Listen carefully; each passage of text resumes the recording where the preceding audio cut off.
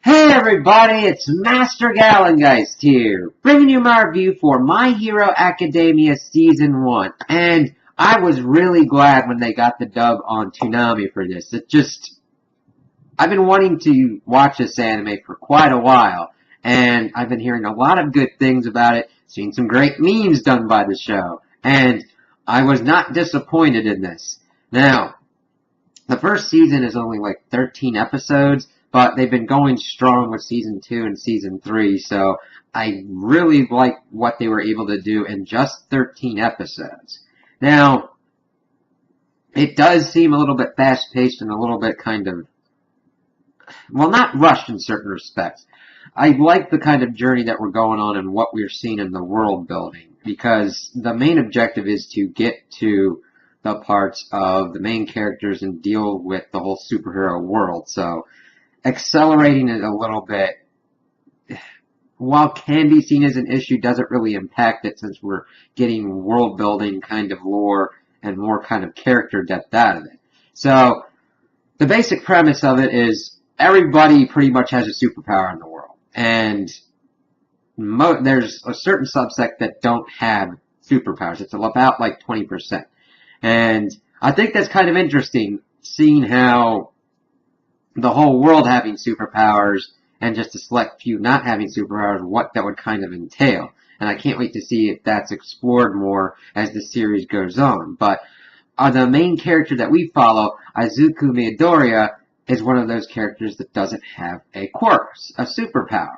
And it's really heartbreaking when we see that going through, because his favorite hero of all time is All Might, and his goal in life is to be a hero like All Might. And then we see him learn about this from this doctor, and he's just crushed. He's this little kid whose hopes and dreams are just kind of like shattered before him, and his mother is just kind of trying to console him, but like trying to do her best job. But this doesn't really stop him. He goes throughout high school, and we see that since he doesn't have a quirk, he kind of looks at the world a little bit differently than other people would. He looks at it and does all this stuff pretty much kind of like what we do when we look at comic books and the legends of other superheroes. He writes down moves and stuff like that, sees how they work and everything. I'm like, wow, that's really good tactical skills for anybody to develop. And it's kind of balanced out because he's this really unconfident and unsure young man, and granted, it can kind of border. I could see how that could annoy some people, but I like how they start him here, and he's just still trying to achieve his dream. He's still been crushed by his setbacks, but we see that where he could build, how he could gain confidence, how he could become a better person further on. So I kind of like setting it like this. It's not exactly as overdone as like Naruto or Asta from Black Clover. It's like, okay, I get it, just tone it down a little bit and you'd be fine. And now granted, Naruto, of course, evens it out and dives deeper because of all its episodes. I still need to look more into Black Clover, but we see that Midoriya is a pretty good main character protagonist that we get. Now, of course, he is just one part of the equation, because this is not just one hero's journey. We do get other supporting cast as well, but the other side of the equation is All Might, because we see and learn more stuff about him, and it's that kind of teaching role, which is an aspect I really like in this show, is that we're not just seeing Midoriya grow, we're seeing All Might grow and what it means to be a teacher and also a student as well, because he's going around and he sees All Might. He gets rescued by All Might one day, and when he goes to thank him, All Might transforms into his weakened state. He can only be in his powered up form for about like an hour because of an injury he sustained. And he, of course, says that Midoriya can't really be a hero without a quirk. And the thing is, that doesn't really stop him, because that villain that he had tried to capture was let loose. And it starts terrorizing and rampaging, and actually gets to one of Midoriya's bullies, Bakugo. And Bakugo, I like him as a foil to Midoriya. He's a kind of a little bit on that kind of Vegeta on another kind of level kind of thing, just a little bit. He could be reined in a little bit, but I do like that he's just like that pissed off dude, like, I'm gonna be the best. Oh, and since I mentioned Vegeta, it's freaking awesome that we have Vegeta's voice actor doing All Might, who's essentially like a Silver Age Superman, Captain America kind of dude. His voice just fits perfectly in the dub. I'm like, yes, please.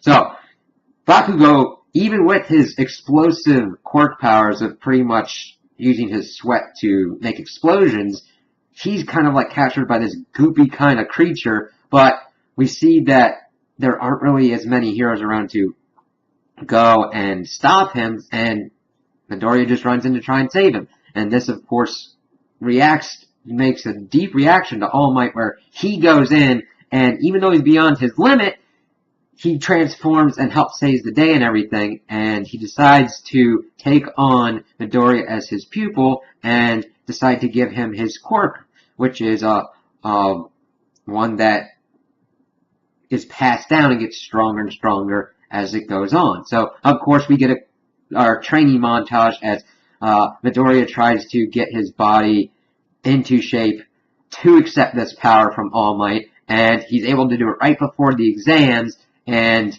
he's like, okay, I don't have much time to test it out, and then he goes in, and we see a superhero school, because that's what he wanted to get into, and it's like, okay, let's see how this works. And we see all these different kind of supporting cast people around, and I gotta tell you, they do a pretty good job of doing all different kinds of superpowers. We got a dude who's got fast legs, like engines in his legs. We got an invisible girl. We've got a toad girl. We've got this dude that looks like a bird. We got this guy that's got all these different kind of arms and everything. And it's a lot, but it's like a whole class. And they're not going to be given as much depth as pretty much the anchor characters, the main characters that we're going to be seeing. But I do like what they're able to do by going into a little bit about them and actually giving them some depth. Will it be a lot of depth? Probably not. But that's not usually a bad thing depending upon what your objective is with the supporting characters. So, we see that Midoriya uses his power for the first time during this giant battle scenario. And it's kind of cool because all these kids are essentially fighting against each other to take down all these villains to get enough points to get into the school. And Midoriya uses his power to smash one of these giant ones that aren't worth any points to save one of his classmates. And of course, in return, his classmate saved him as well. And they were able to get in because there was another set of points that were being awarded for like rescuing and everything. And it's like, yeah, okay.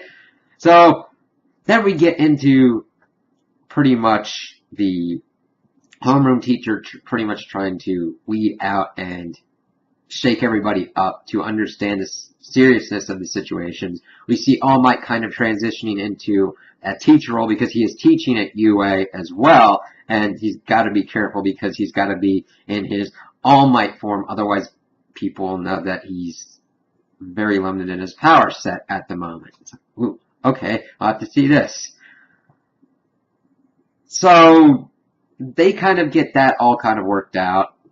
Eraserhead is the dude that is their homeroom teacher, and his quirk is to actually erase other people's quirks. It's based upon eyesight. I'm like, that's kind of cool. And he's pretty much sets Midoriya up with a challenge that he's got to think his way out of. I really like how the setup gets to Midoriya having to not just rely on his powers all the time. He's got to rely in certain ways on how to use his powers and think. And that, of course, helps the other students around him learn how to think their way out of scenarios as well, because battles are never truly won with just the application of physical force. Usually, it's within the mind as well. You have to figure out how to get your enemy in a certain scenario that they cannot win, which, towards the end of the season, we get with this League of Villains that show up trying to kill All Might.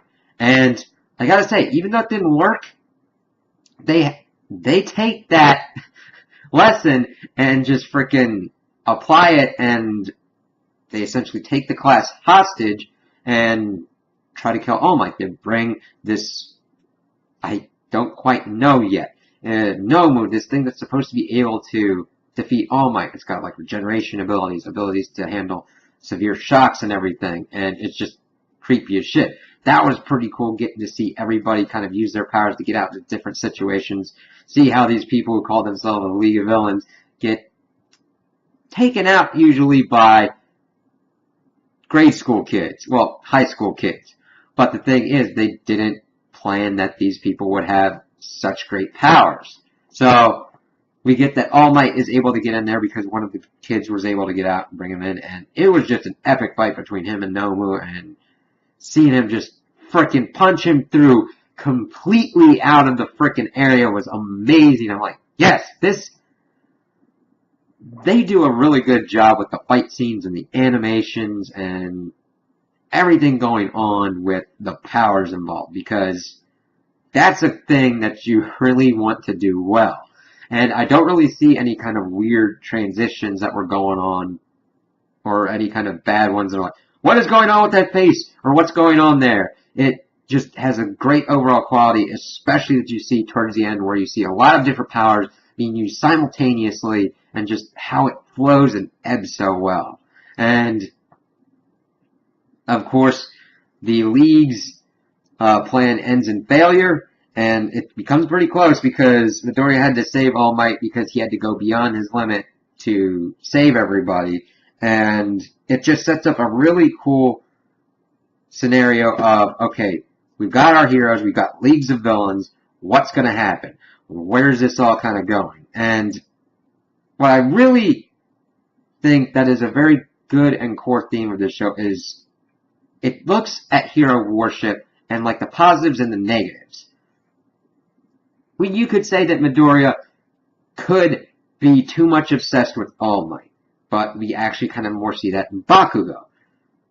Midoriya's whole thing with being All Might isn't to have fame or glory or money or women. He wants to do it to help people. And that's and they do it in a really cool and interesting way, not just like what some people can say is a boring hero who, they just want to do good all the time because that's the right thing to do.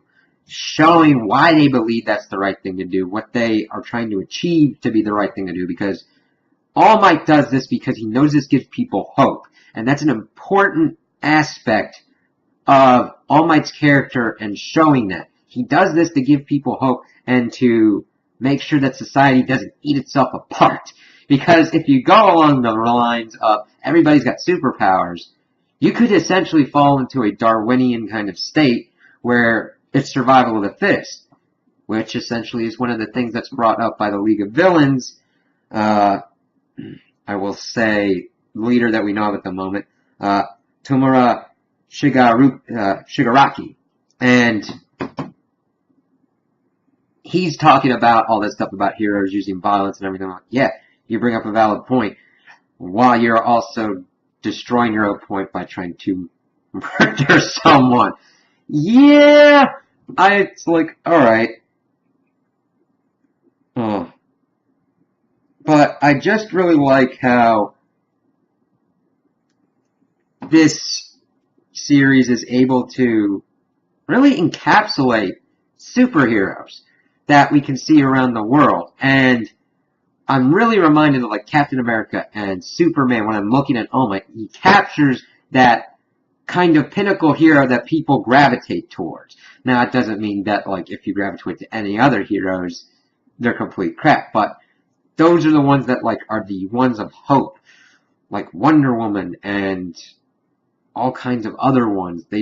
Hope is kind of a core central thing, and that gave Midoriya hope as well, and he wants to give that same kind of gift to other people, and be that kind of beacon of light, of like, hero of justice kind of thing. I'm like, okay, let's see how this works out. And I love that he's given his powers, but yet he still does not have complete control of them. I love giving those kind of character moments as he like breaks his arm the first time he uses it. And pretty much almost destroyed his whole body when he used it the first time. But then others, he gets closer and closer, only breaking his fingers, and how he's able to do it with certain applications of pressure. We see how Bakugo can use his abilities to pinpoint, do explosions, and go around, but his whole thing is he needs to control his anger and control his singular focuses, because he wasn't able to keep his surroundings in check, and that's why he lost in one of the mock battles that they did. But yet, once he got that under control, he did very well against the villains. He actually started seeing things around himself. That kind of influence from Midoriya, I believe. So, I really enjoyed seeing this first season, and I'm really excited and hope that, like, Toonami is able to keep this going. I don't know why they wouldn't, but even though it's been a while wait for me, I'm really excited to see where this goes. I really like how they've set up a very interesting world with superpowers and super beings and what's all going on. Because we've got the heroes with their public personas and everything kind of under government watch. And then we've got this League of Villains, which was used as a scapegoat, that there's other people in play who want to take on what's going on in the world. And I'm really interested to see how that's going to come into play and what repercussions are going to be going on there. So those are my reviews of the first season of this anime. Tell me what you guys think in the comments below. If you liked it, if you didn't like it, if you agree with me, if you disagree with me. Also like and subscribe, and I hope you have a good day.